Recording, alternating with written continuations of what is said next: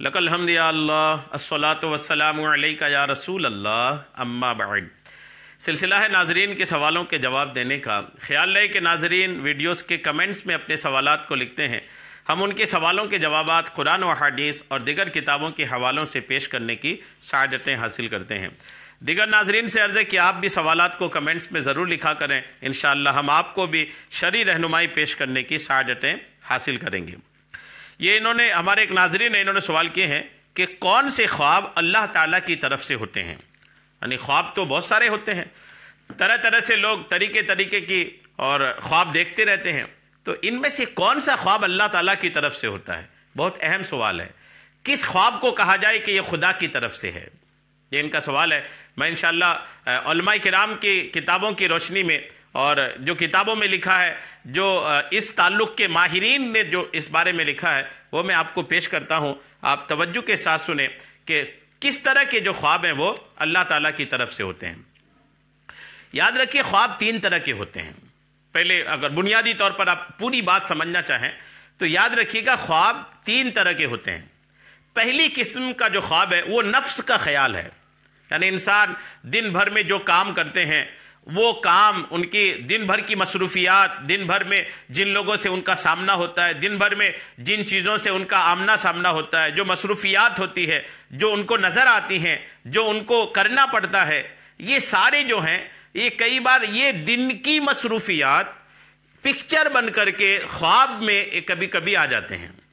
دن کی ساری مصروفیات، یہی مصروفیات ایک پکچر بن کر کے خواب میں ان کے آ جاتے ہیں۔ ایک یہ بھی خواب ہوتا ہے، یہ نفس کا خیال ہے۔ اس خواب کو بہت زیادہ اس کی حقیقت سے کوئی تعلق نہیں ہوتا، یہ دن کے جو آپ کے معاملات ہیں وہی آپ کے اوپر چھایا رہتا ہے، چاہے وہ آپ کے کام دھندے کے ہوں یا دیگر کوئی مصروفیات ہوں۔ دن میں جو بھی آپ کرتے ہیں، دن بھر میں آپ کا دماغ جن چیزوں کی طرف زیادہ لگا رہتا ہے، کچھ بھی ہو سکتا ہے، وہ کام دھندہ بھی ہو سکتا ہے، اور پھر جو ساری چیزیں ہیں، میں اب کیا گناؤں، ساری چیزیں دن میں آپ کا دماغ جن چیزوں کی طرف لگا رہے، وہی چیزیں رات کو خواب میں شکل بن کر کے آ جائیں، یہ نفس کے خیالات ہوتے ہیں۔ پہلا خواب یہ، تو یہ جو خواب ہوتے ہیں نا، یہ خواب نظر آتے ہیں، اس طرح کے خواب کا کوئی اعتبار نہیں ہے۔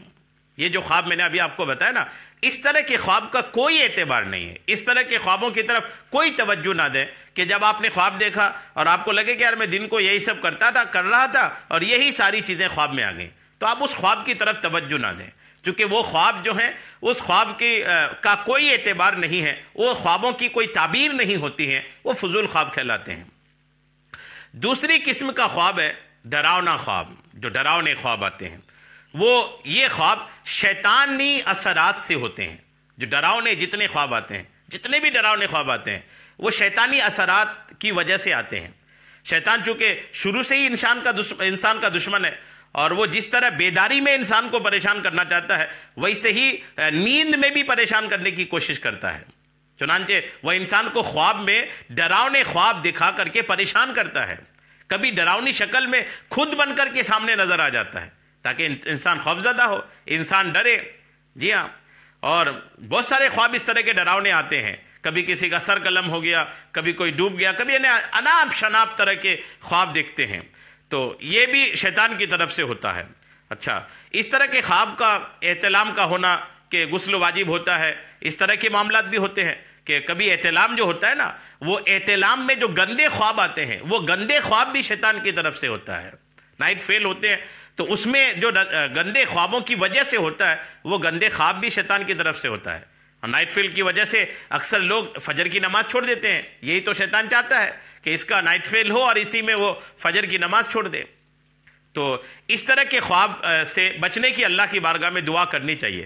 اس طرح کے خواب کی جو حفاظت کے تعلق سے حدیث پاک ہے، وہ ایک کلمہ ہے، آقا کریم فرماتے ہیں کہ اعوذ بکلمات اللہ التامات من غضبہ وعذابہ ومن شر عبادہ ومن ہمزات الشیاطین وان یحضرون۔ یہ ابو داؤد اور ترمذی کی حدیث پاک ہے کہ رات کو کوئی یہ اگر پڑھ کے سوئے نا تو اسے خواب آئیں گے، لیکن شیطانی خواب نہیں آئیں گے۔ شیطان کے اثرات سے جو خواب آتے ہیں ان سے وہ بندہ محفوظ رہے گا۔ اچھا، یہ 2 طرح کے خواب آ گئے۔ تیسری قسم کے خواب اب جس خواب کا بیان ہو رہا ہے یہ وہ خواب ہے جو اللہ کی طرف سے ہوتے ہیں۔ تیسری قسم کا خواب من جانب اللہ، وہ بشارت کہلاتے ہیں، وہ ہے اچھے خواب۔ اللہ تعالیٰ اپنے بندوں میں سے جس کو چاہتا ہے اس کے خواب میں بشارت دیتا ہے، خوشخبریاں دیتا ہے، اور اس کے دل کے آئینے میں بطور اشارات اور پہچان ان چیزوں کو شکل کر کے دکھاتا ہے جو آئندہ وقوع پذیر ہونے والی ہے۔ آئندہ جو ہونے والی ہے وہ چیزیں بندے کو اللہ کریم ایک شکل بنا کر کے دکھاتا ہے، جن کا تعلق مومن کی روحانی اور قلبی بالغی اور طمانینت سے ہوتا ہے۔ وہ بندہ خوش ہو اور طلب حق میں تر و تازگی محسوس کرے۔ اچھا خواب اللہ تعالیٰ کی طرف سے بشارت اور خوشخبری ہوتی ہے کہ وہ بندہ خوش ہو، اور اس کا خواب اللہ تعالیٰ کے ساتھ اس کے حسن سلوک اور امید آوری کا باعث اور شکر خداوندی میں اضافے کا سبب ہوتا ہے۔ تو جتنے اچھے خواب ہوتے ہیں، خواب میں آپ مدینے پاک گئے ہیں، خواب میں آپ حج کر رہے ہیں، خواب میں آپ تلاوت کر رہے ہیں، خواب میں آپ نماز پڑھ رہے ہیں، خواب میں آپ کلمہ شریف پڑھ رہے ہیں، تلاوت کر رہے ہیں، درود و سلام پڑھ رہے ہیں، جو بھی نیکیاں ہیں، اچھے خواب اگر آپ دیکھ رہے ہیں اور نیکیوں والے کام اگر خواب میں آپ کر رہے ہیں یا کرنے کے سوچ رہے ہیں، پلاننگ کر رہے ہیں، یعنی جتنی طرح کے اچھے خواب ہوتے ہیں، ہر وہ خواب جو دل کو سکون پہنچاتا ہے، دل کو اطمینان پہنچاتا ہے، آپ کے دماغ کو سکون پہنچاتا ہے، وہ سارے خواب اللہ کریم کی طرف سے ہوتے ہیں۔ تو اچھے خواب اللہ کریم کی طرف سے، ڈراؤنے خواب شیطان کی طرف سے، اور دن بھر کی مصروفیات والے جو خواب ہوتے ہیں وہ نفس کا خیال ہوتا ہے۔ اللہ کریم ہم سب کو اچھے خواب اور اچھے خوابوں کی اچھی تعبیر عطا فرمائے، آمین، بجاہ النبی الامین صلی اللہ تعالی علیہ وسلم۔